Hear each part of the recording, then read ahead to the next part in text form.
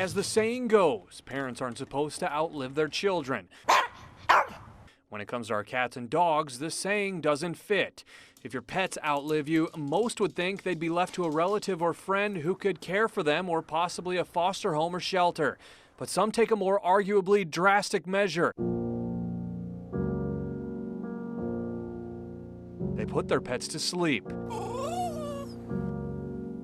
The reasons vary. A pet could be older or have serious health problems. The owner may not have anyone to look after them, or it might be an owner's request because of the emotional dependency.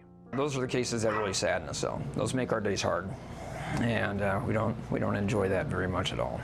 Dr. Mike Horde with Val Verde Animal Hospital works hard every day to save furry loved ones. He says most people make arrangements to have them cared for. There are times where people don't know that they have those options available to them, and I think they feel that their only out is, gee, nobody's going to take care of my animal after I'm gone.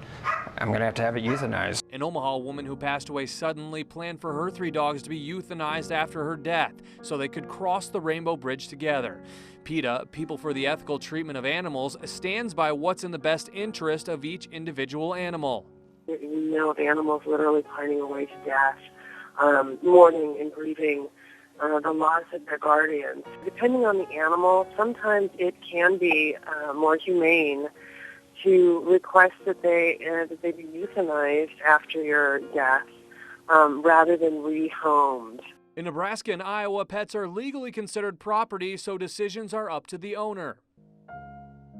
It's never an easy decision, no matter what the case is. Euthanization is a hard fact to face.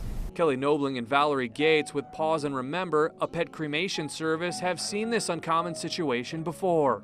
The dog was so attached to the owner that they decided that it was best for the animal to be put down also. She was cremated, the pet was cremated, their ashes were together when they were buried. We're not here to pass judgment on anybody on how they choose to euthanize and the reasonings behind it.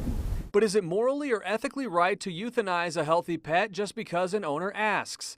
In May, a Chicago judge allowed a bank to find a home for a cat, though the late owner's will stipulated it should be euthanized. If we have a healthy animal brought into us and we've counseled with the people and they still want to go ahead and do that, we usually say, you know, I'm sorry, we're not the person to perform that service for you.